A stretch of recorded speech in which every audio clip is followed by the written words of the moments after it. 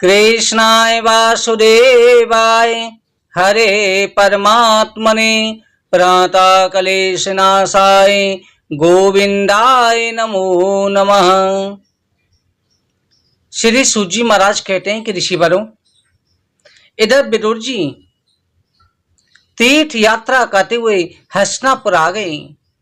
हस्तिनापुर आकर के विदुर जी ने देखा कि महाभारत हो चुका है, कौरवों का नाश हो चुका है। धृतराष्ट्र और गंडारी को देखा। धृतराष्ट्र गंडारी को देख करके विदुर जी ने जाकर के धृतराष्ट्र को समझाया कि आपके पुत्र सभी का विनाश हो चुका है। आपको जो इस समय पर पांडवों के अधीन न रह करके अपनी मुक्ति का उपाय करना चाहिए। तुम्हारी सभा में द्रौपदी का अपमान किया गया, पांडवों को दुख दिए गए, उन्हीं पांडवों के द्वारा जीविका तुम यापन कर रहे हो। पांडव तो अपना धर्म निभाते हैं, पर तुम्हें स्वयं लज्जित होना चाहिए। ये जीवन यूं ही निकल रहा है, तुम्हें भगवान की शरण में जाना चाहिए। विदुर जी युधिष्ठिर के वहां पर अतिथि सत्कार पाकर के कुछ दिन ठहरे।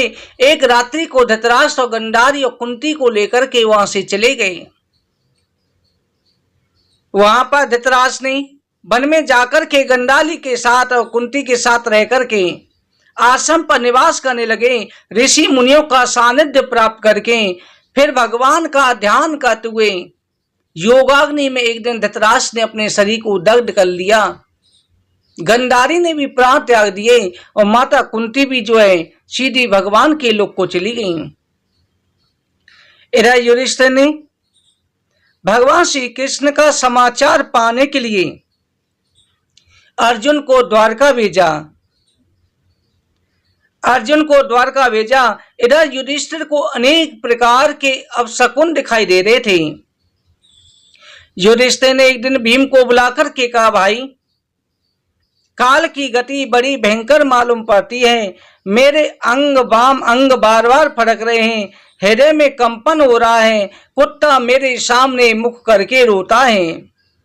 उल्लू भी दिन में भयंकर शब्द करते हैं, मेघों से खून की वर्षा होती है।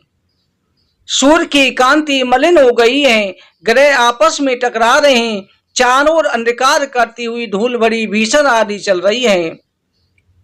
निरव्य वज्रपात हो रहा है, बार बार भूकंप होते हैं, अग्नि डालने पर भी जलती नहीं है। हे भाई, बछड़े दूध नहीं पीते, गौएं आंसू बहा रही हैं।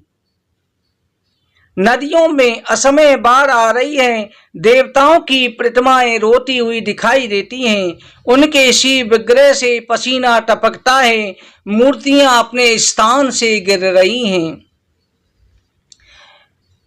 इस प्रकार से नगर ग्राम आश्रम उजड़े हुए दिखाई दे रहे हैं। कहां तक कहूं, मुझे भयंकर दृश्य दिखाई दे रहे हैं। मां उत्पातों का कारण क्या है?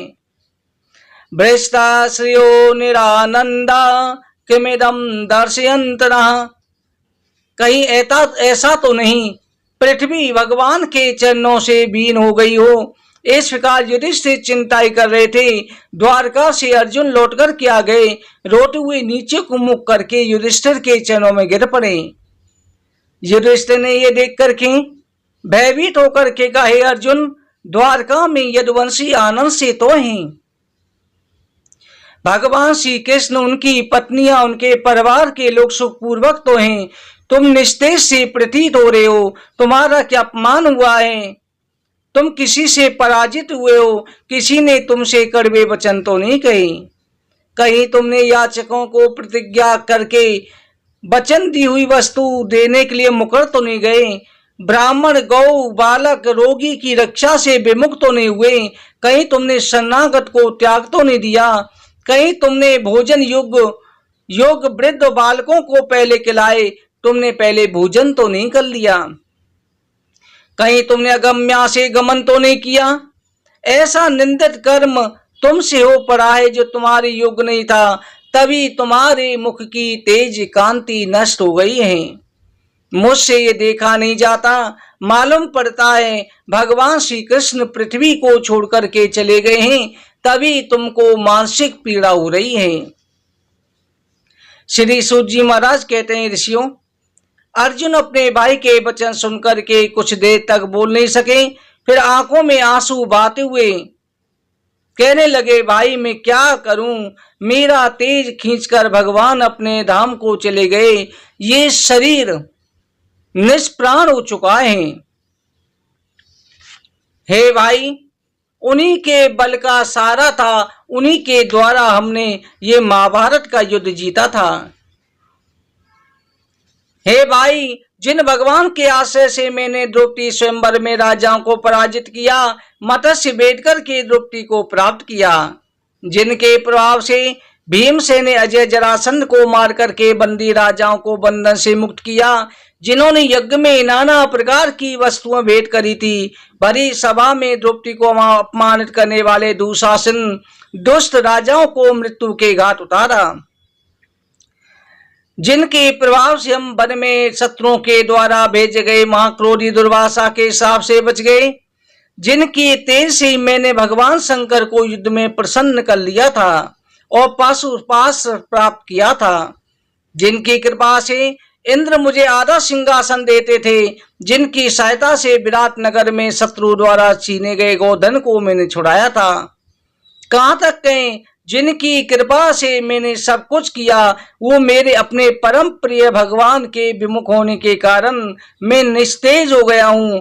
आज मुझसे भगवान के द्वारा भेजी गई संपत्ति को भीलों ने लूट लिया और मैं बचा भी नहीं सका। सभी यदुवंशी ब्राह्मणों के श्राप से आपस में लड़ करके मर गए हैं, केवल 5-7 शेष बचे हैं। ये सब उन्हीं भगवान की लीला है जिसे कोई नहीं जान सका। भाई, जिन्हें हम अपना मित्र सखा कहते थे, वास्तव में वो भगवान श्री नारायण ही थे।